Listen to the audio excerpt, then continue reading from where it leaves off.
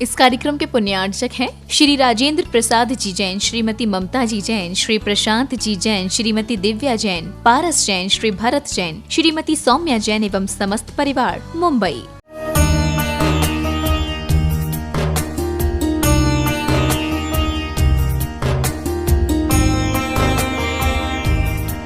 ओम नमः सिद्धेभ्यः। नमः श्री वर्धमानाय निर्धूतकलिलात्मने सालोकानां त्रिलोकानां यद्विद्यादर्पणायते। अहिंसा परमो धर्म की, महावीर भगवान की।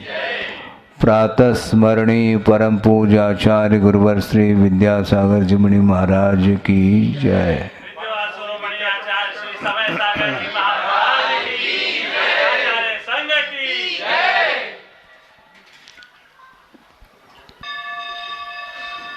परिग्रह का स्वरूप क्या होता है, यह आगम के माध्यम से हमें ज्ञात हो जाता है। वस्तुतः परिग्रह कितने प्रकार का है यह अपन बाद में समझ लें, किंतु परिग्रह का जो स्वरूप है उसको समझने की आवश्यकता है। परिग्रह का अर्थ आत्मगत ऐसा परिणाम होता है जो कि पर वस्तु के प्रति जो आसक्ति का भाव है उसका नाम परिग्रह का। आसक्ति कहो, तृष्णा कहो, आशा कहो, यह सब एक ही अर्थ को लिए हुए शब्द हैं और आसक्ति को ही मूर्छा बोलते हैं। एक तो मूर्छा लौकिक क्षेत्र में किसी को मूर्छा आ जाती है, अनकॉन्शियस हो जाता है, वह अलग वस्तु। वह किसी रोग के कारण चक्कर आदि आ जाते हैं तो उस समय वह मूर्छित हो जाता है, वह प्रसंग नहीं। किंतु पर वस्तु के प्रति जो ग्रहण करने का एक विशिष्ट परिणाम है। एक सामान्य रूप से वस्तु को ग्रहण करना अलग होता है, किंतु आसक्ति के साथ ग्रहण करने का नाम मूर्छा है। क्योंकि जब श्रमण लोग भी ध्यान से निवृत्त होते हैं तो प्रवृत्ति करते हैं, तो प्रवृत्ति करते समय पर वस्तुओं का भी ग्रहण करना होता है। जैसे शास्त्र को ग्रहण करते हैं, जिसको ज्ञानोपकरण बोलते हैं आप लोग। शास्त्र का ग्रहण करना, रखना, उपकरणों का ग्रहण करना, रखना, ये समिति पूर्वक उस श्रवण के द्वारा यह प्रवृत्ति की जाती है। उसमें भी ग्रहण का भाव है, किंतु वह साधन के रूप में ग्रहण करना अलग वस्तु, किंतु विषय की दृष्टि से ग्रहण करने का जो भाव है उसका नाम परिग्रह का है। बहुत परिणामों में अंतर है, ये दृष्टि का अंतर है। ग्रहण आप भी कर रहे हैं और हम भी कर रहे हैं, और ज्ञान के माध्यम से ही वस्तु ग्रहित होती है। ज्ञान नहीं है तो ग्रहण करने का भाव नहीं आता। जैसे एक प्रकार से आप सड़क पर चल रहे हैं, एक कागज का टुकड़ा पड़ा हुआ है, आप ग्रहण करते हैं क्या? क्यों? ये कागज है, किंतु हरा हरा नोट, हाँ वो भी कागज है, हाँ वह भी कागज है, दोनों में कोई अंतर नहीं। एक कागज का टुकड़ा है, कोई इसकी उपयोगिता नहीं है। वह उड़ता उड़ता आया है, वह सड़क पर गिर गया है। उस कागज से आपको कोई प्रयोजन नहीं, देखना तक आपको अनदेखा करके चले जाते हैं। किंतु गौर से जो आप देखते हैं वह निश्चित रूप से वह विषय की दृष्टि से ही देखने में आता है। 1000 रुपये का 100 रुपये का नोट यदि मान लो चौफात पर देखने में आ जाए, फिर कमर झुके बिना नहीं रहता। तो इसको बोलते हैं ग्रहण जो होता है वह ज्ञान के द्वारा वस्तु ग्रहित हो रही है, किंतु यदि वह विषय नहीं है तो आगे बढ़ जाता है, और यदि वह अपनी काम की चीज़ है तो वह दूसरा उठा न ले, उसके पहले जल्दी जल्दी उठाने का भाव आता है। इसी को बोलते मूर्छा। हाँ, मूर्छा परिग्रह एक सूत्र आता है, इस सूत्र को पढ़ लेते हैं और एक आध लाइन जो उसकी व्याख्या है उसको भी पढ़ करके हम आगे बढ़ते हैं। किंतु जब वो वस्तु दिखाई देती है उस समय भी ये हमारे उपयोगी नहीं, ऐसा कर करके जो आगे बढ़ता है वह निष्परिग्रही माना जाता है, वह श्रमण हुआ करता है। हाँ, सारी वस्तु दिखाई दे रही है किंतु मेरे लिए कोई उपयोगी नहीं है। देखने में आ रही है, छूने में भी आ रही है, सब कुछ होते हुए भी ग्रहण का भाव जब तक नहीं होता तब तक वह वस्तु परिग्रह के रूप में नहीं आ सकती। देखने में मात्र से वह परिग्रह हो गया ऐसा नहीं है। हाँ, उसके प्रति जब तक ग्रहण का भाव ना हो, जब तक स्वामित्व का भाव ना हो, जब तक उसको भोगने का भाव जागृत ना हो, तब तक वह वस्तु के रूप में ही वह स्थित है। एक पदार्थ है जो कि ज्ञान का विषय बन रहा है, किंतु ज्ञान का विषय बनना अलग वस्तु, किंतु उसको ग्रहण करने का जो भाव है वह परिग्रह माना। किंतु ग्रहण करते हुए भी यदि वह उस वस्तु को साधन के रूप में ग्रहण करते हैं तो वह परिग्रह नहीं माना जाता। हाँ, साधन है वह परिग्रह नहीं, स्वामित्व है तो परिग्रह। जैसे आप ट्रेन से यात्रा कर रहे हैं, ठीक है, टिकट ले लिया और पैसा भर लिया और यात्रा आपकी चल रही है, उस ट्रेन के प्रति आपका कोई स्वामित्व भाव है? नहीं। और मंजिल आते ही उतर करके निकल जाएंगे आप। किंतु आपकी यदि मान लो निजी कार है और वहाँ पहुँच गए तो अन्यत्र कहीं भी ऑफिस वगैरह में आप जाते हैं तो उसको लॉक करके चले जाते हैं। क्यों? ये कार मेरी है। और ट्रेन को लॉक करते हैं आप? नहीं, क्योंकि मेरी है ही नहीं वो। हाँ, उसमें क्या नुकसान हो रहा है, क्या फायदा हो रहा है, उसका कोई भी फिक्र आपको नहीं है, क्योंकि उसके साथ आपका कोई भी स्वामित्व नहीं। इसके बाद भी वह मुझे मिल जाए, ये भाव अलग वस्तु, एक दृष्टांत के तौर पर हम जा रहे हैं। तो वो उसके प्रति स्वामित्व नहीं होने के कारण बिल्कुल सहजता के साथ नीचे उतर करके चला जाता, मुड़ करके वो देखता नहीं। किंतु अपनी यदि कार है तो उसकी रक्षा की बात करता है, क्योंकि अपनी है इसलिए दूसरे की कार को आप लॉक नहीं करते हैं, क्योंकि वह मेरी नहीं है। तो इस प्रकार जो स्वामित्व भाव मेरा तेरापन जब तक लगा हुआ है पर वस्तु के प्रति, तब तक उसके प्रति लगाव रहता है। इस लगाव का नाम ही मूर्छा आसक्ति है, और उसकी वैरायटी अलग है फिर। हाँ, और उसकी तृष्णा और बढ़ती जाती है तो उसमें भी वह कंपेयर करता हुआ और अच्छी अच्छी क्वालिटी को ग्रहण करने का भाव रखता है। अरे ये तो सेकंड हैंड है, इसको छोड़ो, इसमें कोई, हाँ, ये तो बिल्कुल वर्कशॉप में रखने योग्य है, बिल्कुल नया नया, और उसको लेकर के उसका भाव आता है कि इसको मुझे ग्रहण करना है, इसको खरीदना है, लेकिन खरीदने के लिए जेब गर्म होना चाहिए। और जेब गर्म अर्थ समझ में आता है कि नहीं? इतना तो सॉफ्ट है महाराज। जेब गर्म का अर्थ पैसा होना चाहिए, और उस जिस क्वालिटी का, जिस वैरायटी का आप कार खरीदना चाहते हैं, तो उस कंपनी का तो उसके जो रेट है उसके अनुरूप अपने को पैसा देना पड़ेगा, तो उसके लिए वह चालू हो जाता है। आज खरीद नहीं पा रहे हैं, कोई वादा नहीं, 2 साल बाद सही कमा करके उस कंपनी का कार तो हमें खरीदना ही है, ये एक टारगेट बना लेता है।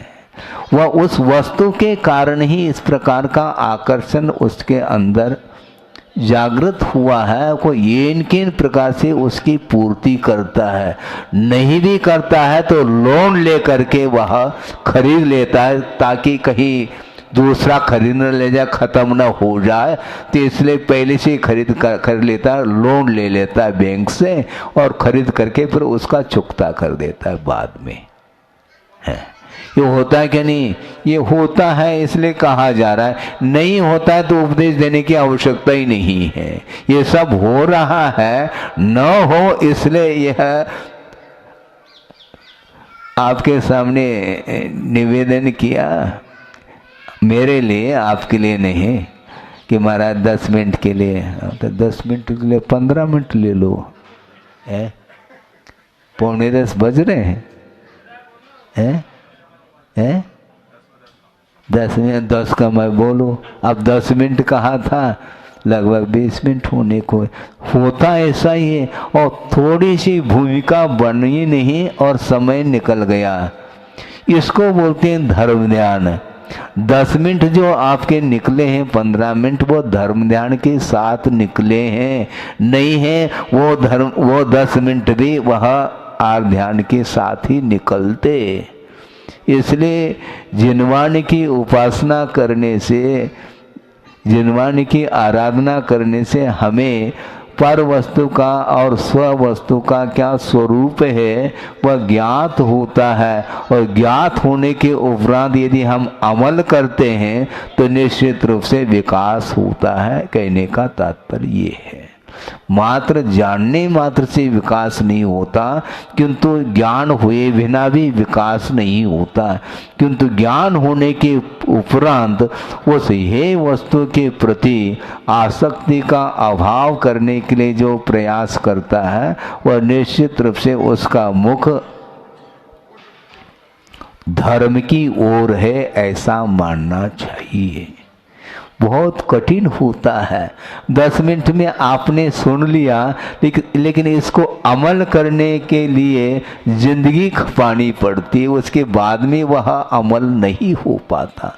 फॉलो करने के लिए बहुत श्रम करना पड़ता है। श्रम क्यों? ज्ञान के लिए तो श्रम हुआ नहीं।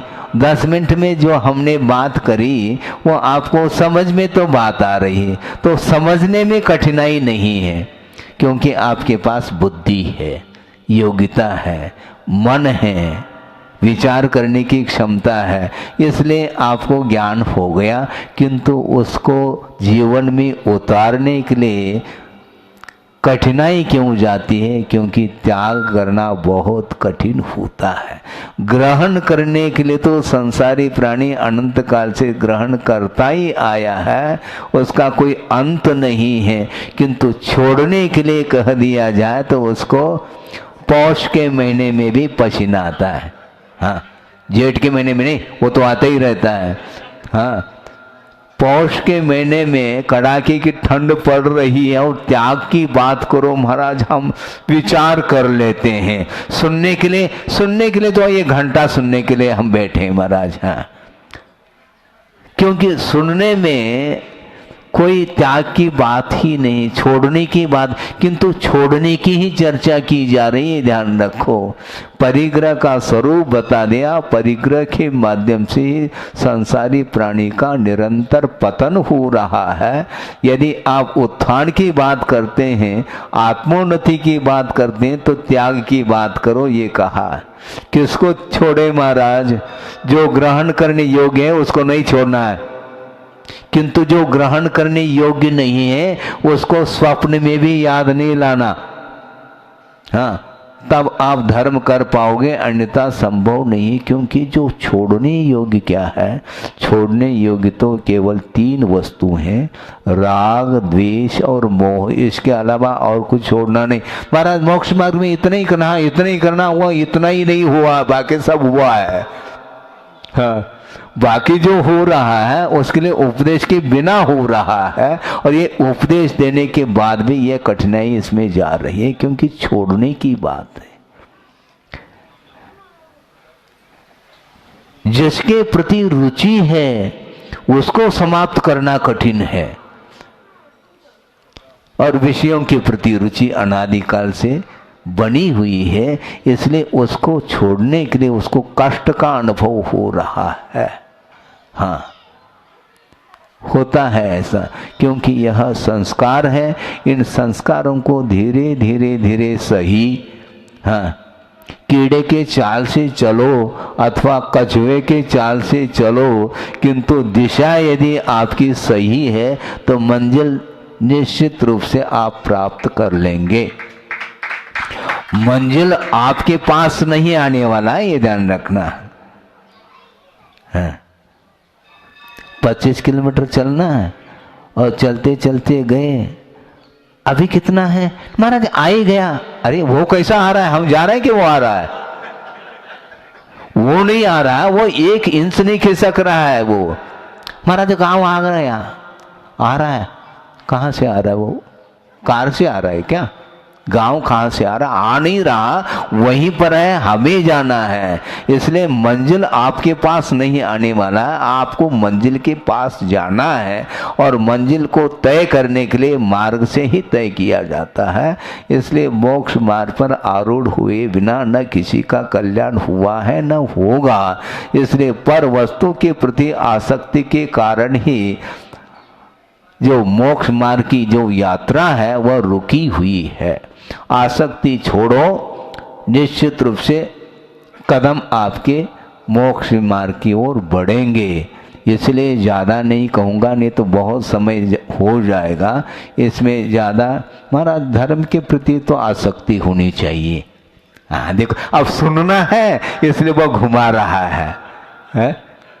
मतलब जिसको ग्रहण करना है तो उसके लिए तो इसी प्रकार जो है ना वह बोल देता है, किंतु आचार्य कहते हैं ऐसा नहीं, उतना ही पर्याप्त है। बहुत एक सूत्र भी पर्याप्त है। अभी सूत्र की चर्चा चल रही थी ऊपर, एक सूत्र में अनंत अर्थ गर्भित होता है, उसी में से सारा सारा अर्थ खुलता चला जाता है। एक अगरबत्ती जानते हैं आप? हाँ, जलाते हैं, उस सुगंधित होता है। अगरबत्ती इतनी सी है और उसमें से जो धूम्र निकल रहा है वो पूरे वातावरण को सुगंधित कर रहा है। उसी प्रकार एक सूत्र पर्याप्त है।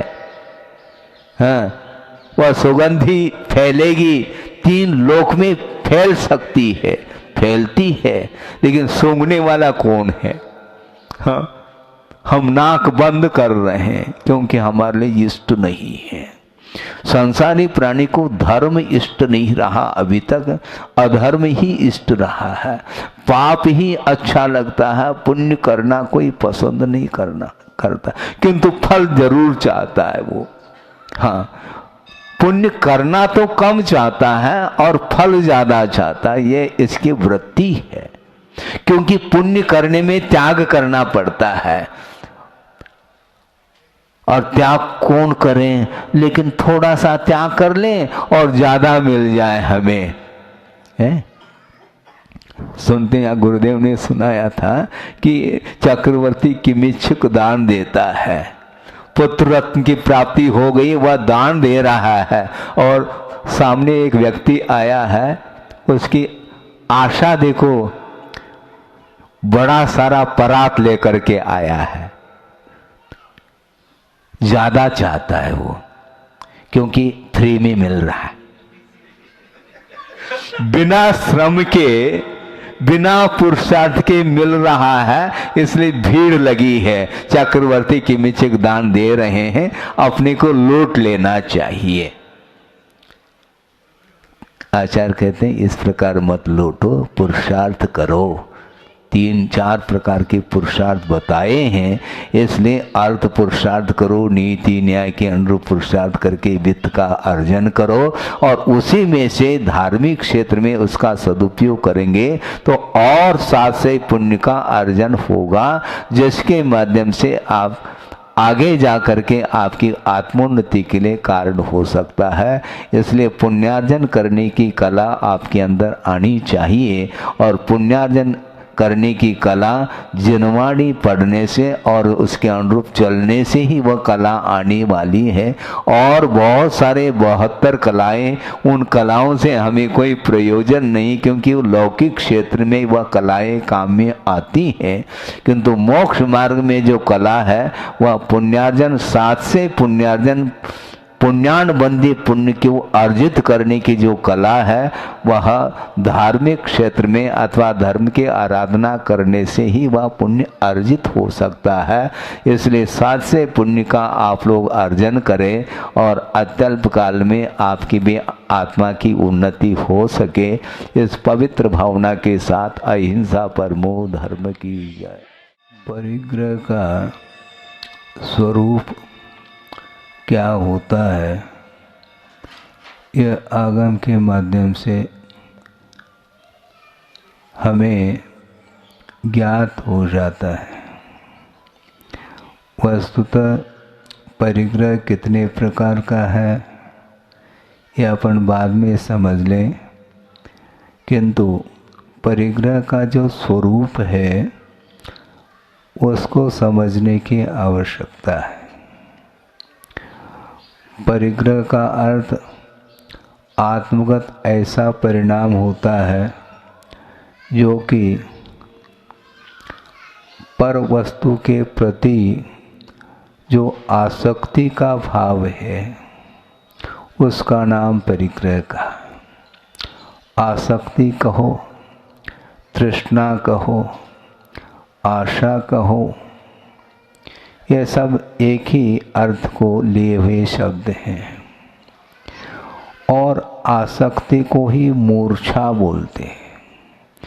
एक तो मूर्छा लौकिक क्षेत्र में किसी को मूर्छा आ जाती है, अनकॉन्शियस हो जाता है, वह अलग वस्तु। वह किसी रोग के कारण चक्कर आदि आ जाते हैं तो उस समय वह मूर्छित हो जाता है, वह प्रसंग नहीं।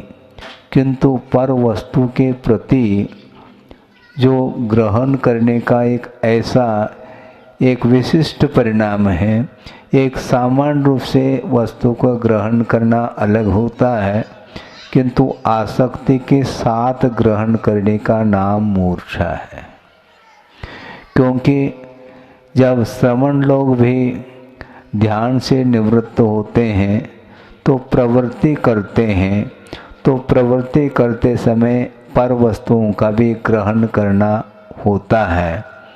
जैसे शास्त्र को ग्रहण करते हैं, जिसको ज्ञानोपकरण बोलते हैं आप लोग, शास्त्र का ग्रहण करना रखना, उपकरणों का ग्रहण करना रखना, ये समिति पूर्वक उस श्रवण के द्वारा यह प्रवृत्ति की जाती है। उसमें भी ग्रहण का भाव है, किंतु वह साधन के रूप में ग्रहण करना अलग वस्तु, किंतु विषय की दृष्टि से ग्रहण करने का जो भाव है उसका नाम परिग्रह का है। बहुत परिणामों में अंतर है, ये दृष्टि का अंतर है। ग्रहण आप भी कर रहे हैं और हम भी कर रहे हैं, और ज्ञान के माध्यम से ही वस्तु ग्रहित होती है। ज्ञान नहीं है तो ग्रहण करने का भाव नहीं आता। जैसे एक प्रकार से आप सड़क पर चल रहे हैं, एक कागज का टुकड़ा पड़ा हुआ है, आप ग्रहण करते हैं क्या? क्यों? ये कागज है, किंतु हरा हरा नोट, हाँ वो भी कागज है, हाँ, वह भी कागज है, दोनों में कोई अंतर नहीं। एक कागज का टुकड़ा है, कोई इसकी उपयोगिता नहीं है। वह उड़ता उड़ता आया है, वह सड़क पर गिर गया है। उस कागज से आपको कोई प्रयोजन नहीं, देखना तक आपको अनदेखा करके चले जाते हैं। किंतु गौर से जो आप देखते हैं वह निश्चित रूप से वह विषय की दृष्टि से ही देखने में आता है। 1000 रुपये का 100 रुपये का नोट यदि मान लो चौफात पर देखने में आ जाए, फिर कमर झुके बिना नहीं रहता। तो इसको बोलते हैं ग्रहण जो होता है वह ज्ञान के द्वारा वस्तु ग्रहित हो रही है, किंतु यदि वह विषय नहीं है तो आगे बढ़ जाता है, और यदि वह अपनी काम की चीज़ है तो वह दूसरा उठा न ले, उसके पहले जल्दी जल्दी उठाने का भाव आता है। इसी को बोलते मूर्छा। हाँ, मूर्छा परिग्रह एक सूत्र आता है, इस सूत्र को पढ़ लेते हैं और एक आध लाइन जो उसकी व्याख्या है उसको भी पढ़ करके हम आगे बढ़ते हैं। किंतु जब वो वस्तु दिखाई देती है उस समय भी ये हमारे उपयोगी नहीं ऐसा कर करके जो आगे बढ़ता है वह निष्परिग्रही माना जाता है, वह श्रमण हुआ करता है। हाँ, सारी वस्तु दिखाई दे रही हैं किंतु मेरे लिए कोई उपयोगी नहीं है। देखने में आ रही हैं, छूने में भी आ रही हैं, सब कुछ होते हुए भी ग्रहण का भाव जब तक नहीं होता तब तक वह वस्तु परिग्रह के रूप में नहीं आ सकती। देखने में मात्र से वह परिग्रह हो गया ऐसा नहीं है। हाँ, उसके प्रति जब तक ग्रहण का भाव ना हो, जब तक स्वामित्व का भाव ना हो, जब तक उसको भोगने का भाव जागृत ना हो, तब तक वह वस्तु के रूप में ही वह स्थित है। एक पदार्थ है जो कि ज्ञान का विषय बन रहा है, किंतु ज्ञान का विषय बनना अलग वस्तु, किंतु उसको ग्रहण करने का जो भाव है वह परिग्रह माना। किंतु ग्रहण करते हुए भी यदि वह उस वस्तु को साधन के रूप में ग्रहण करते हैं तो वह परिग्रह नहीं माना जाता। हाँ, साधन है वह परिग्रह नहीं, स्वामित्व है तो परिग्रह। जैसे आप ट्रेन से यात्रा कर रहे हैं, ठीक है, टिकट ले लिया और पैसा भर लिया और यात्रा आपकी चल रही है, उस ट्रेन के प्रति आपका कोई स्वामित्व भाव है? नहीं। और मंजिल आते ही उतर करके निकल जाएंगे आप। किंतु आपकी यदि मान लो निजी कार है और वहाँ पहुँच गए तो अन्यत्र कहीं भी ऑफिस वगैरह में आप जाते हैं तो उसको लॉक करके चले जाते हैं। क्यों? ये कार मेरी है। और ट्रेन को लॉक करते हैं आप? नहीं, क्योंकि मेरी है ही नहीं वो। हाँ, उसमें क्या नुकसान हो रहा है, क्या फायदा हो रहा है, उसका कोई भी फिक्र आपको नहीं है, क्योंकि उसके साथ आपका कोई भी स्वामित्व नहीं। इसके बाद भी वह मुझे मिल जाए, यह भाव अलग वस्तु, एक दृष्टांत के तौर पर हम जा रहे हैं। तो वो उसके प्रति स्वामित्व नहीं होने के कारण बिल्कुल सहजता के साथ नीचे उतर करके चला जाता, मुड़ करके वो देखता नहीं। किंतु अपनी यदि कार है तो उसकी रक्षा की बात करता है, क्योंकि अपनी है इसलिए दूसरे की कार को आप लॉक नहीं करते हैं, क्योंकि वह मेरी नहीं है। तो इस प्रकार जो स्वामित्व भाव मेरा तेरापन जब तक लगा हुआ है पर वस्तु के प्रति, तब तक उसके प्रति लगाव रहता है। इस लगाव का नाम ही मूर्छा आसक्ति है। ये होता है कि नहीं? ये होता है इसलिए कहा जा रहा है, नहीं होता है तो उपदेश देने की आवश्यकता ही नहीं है। ये सब हो रहा है, न हो इसलिए यह आपके सामने निवेदन किया। मेरे लिए, आपके लिए नहीं कि महाराज 10 मिनट के लिए, तो 10 मिनट के लिए 15 मिनट ले लो। 9:45 बज रहे हैं,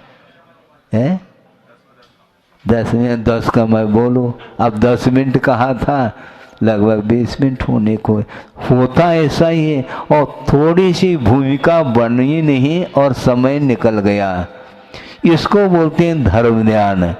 10 मिनट जो आपके निकले हैं, 15 मिनट वो धर्म ध्यान के साथ निकले हैं, नहीं है वो 10 मिनट भी वह आर ध्यान के साथ ही निकलते। इसलिए जिनवान की उपासना करने से, जिनवान की आराधना करने से हमें पर वस्तु का और स्व वस्तु का क्या स्वरूप है वह ज्ञात होता है। और ज्ञात होने के उपरांत यदि हम अमल करते हैं तो निश्चित रूप से विकास होता है। कहने का तात्पर्य ये है, मात्र जानने मात्र से विकास नहीं होता, किंतु ज्ञान हुए बिना भी विकास नहीं होता। किंतु ज्ञान होने के उपरांत उस हे वस्तु के प्रति आसक्ति का अभाव करने के लिए जो प्रयास करता है वह निश्चित रूप से उसका मुख धर्म की ओर है, ऐसा मानना चाहिए। बहुत कठिन होता है। 10 मिनट में आपने सुन लिया, लेकिन इसको अमल करने के लिए जिंदगी खपानी पड़ती है, उसके बाद में वह अमल नहीं हो पाता। फॉलो करने के लिए बहुत श्रम करना पड़ता है। श्रम क्यों? ज्ञान के लिए तो श्रम हुआ नहीं। 10 मिनट में जो हमने बात करी वो आपको समझ में तो बात आ रही है, तो समझने में कठिनाई नहीं है, क्योंकि आपके पास बुद्धि है, योग्यता है, मन है, विचार करने की क्षमता है, इसलिए आपको ज्ञान हो गया। किंतु उसको जीवन में उतारने के लिए कठिनाई क्यों जाती है? क्योंकि त्याग करना बहुत कठिन होता है।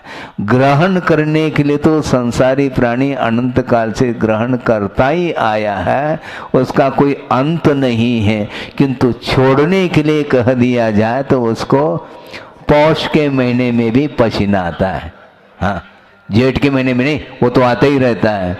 हाँ, पौष के महीने में कड़ाके की ठंड पड़ रही है और त्याग की बात करो महाराज, हम विचार कर लेते हैं। सुनने के लिए तो ये घंटा सुनने के लिए हम बैठे हैं महाराज। हाँ, क्योंकि सुनने में कोई त्याग की बात ही नहीं, छोड़ने की बात, किंतु छोड़ने की ही चर्चा की जा रही है। ध्यान रखो, परिग्रह का स्वरूप बता दिया। परिग्रह के माध्यम से संसारी प्राणी का निरंतर पतन हो रहा है।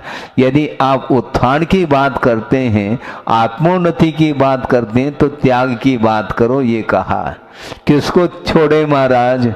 जो ग्रहण करने योग्य है उसको नहीं छोड़ना है, किंतु जो ग्रहण करने योग्य नहीं है उसको स्वप्न में भी याद नहीं लाना।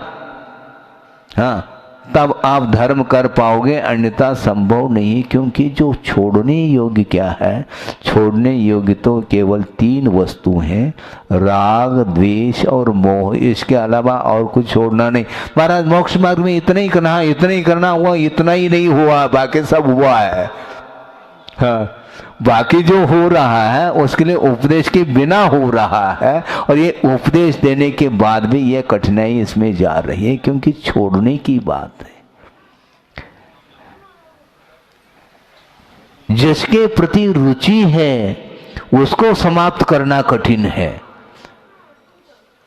और विषयों के प्रति रुचि अनादिकाल से बनी हुई है, इसलिए उसको छोड़ने के लिए उसको कष्ट का अनुभव हो रहा है। हाँ, होता है ऐसा, क्योंकि यह संस्कार है। इन संस्कारों को धीरे धीरे सही, हाँ, कीड़े के चाल से चलो अथवा कछुए के चाल से चलो, किंतु दिशा यदि आपकी सही है तो मंजिल निश्चित रूप से आप प्राप्त कर लेंगे। मंजिल आपके पास नहीं आने वाला है, ये ध्यान रखना है। 25 किलोमीटर चलना है और चलते चलते गए, अभी कितना है महाराज, आ ही गया। अरे वो कैसा आ रहा है, हम जा रहे हैं कि वो आ रहा है? वो नहीं आ रहा है, वो 1 इंच नहीं खिसक रहा है। वो महाराज कहाँ आ गया, आ रहा है। कहाँ से आ रहा है? वो कार से आ रहा है क्या? गांव कहाँ से आ रहा? आ नहीं रहा, वहीं पर है, हमें जाना है। इसलिए मंजिल आपके पास नहीं आने वाला है, आपको मंजिल के पास जाना है। और मंजिल को तय करने के लिए मार्ग से ही तय किया जाता है। इसलिए मोक्ष मार्ग पर आरूढ़ हुए बिना न किसी का कल्याण हुआ है न होगा। इसलिए पर वस्तु के प्रति आसक्ति के कारण ही जो मोक्ष मार्ग की जो यात्रा है वह रुकी हुई है। आसक्ति छोड़ो, निश्चित रूप से कदम आपके मोक्ष मार्ग की ओर बढ़ेंगे। इसलिए ज़्यादा नहीं कहूँगा, नहीं तो बहुत समय हो जाएगा। इसमें ज़्यादा महाराज धर्म के प्रति तो आसक्ति होनी चाहिए। हाँ देखो, अब सुनना है इसलिए वह घुमा रहा है?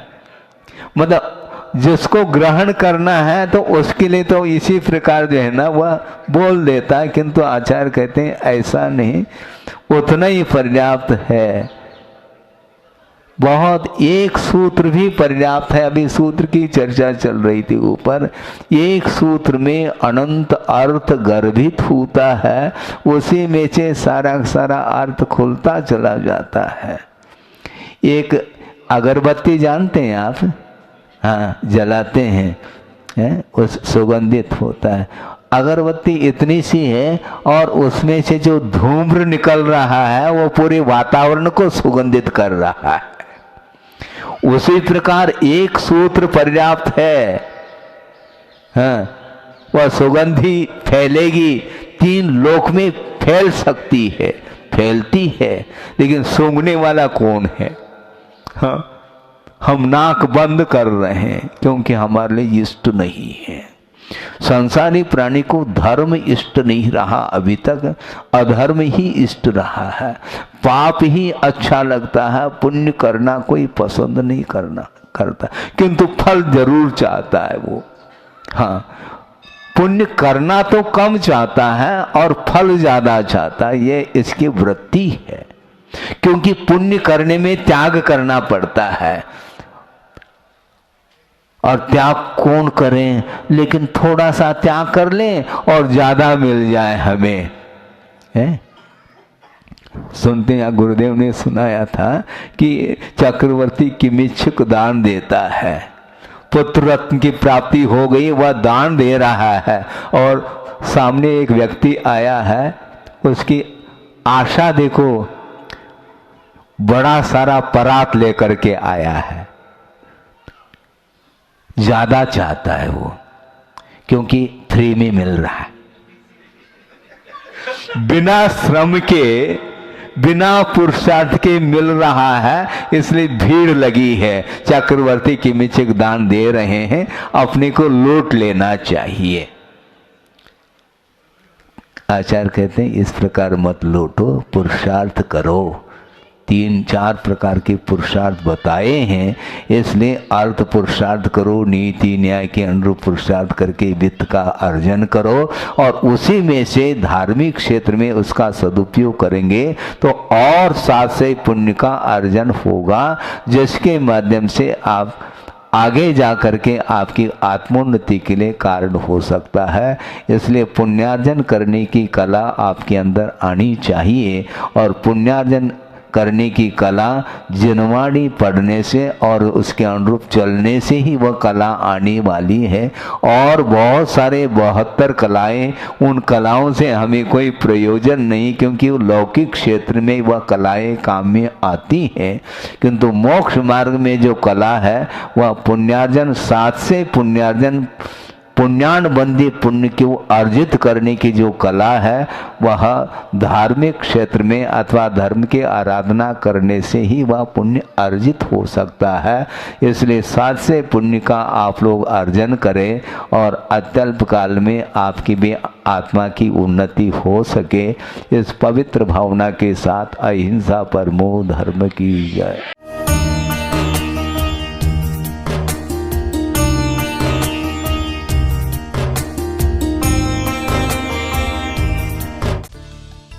इस कार्यक्रम के पुण्यार्चक थे श्री राजेंद्र प्रसाद जी जैन, श्रीमती ममता जी जैन, श्री प्रशांत जी जैन, श्रीमती दिव्या जैन, पारस जैन, श्री भरत जैन, श्रीमती सौम्या जैन एवं समस्त परिवार, मुंबई।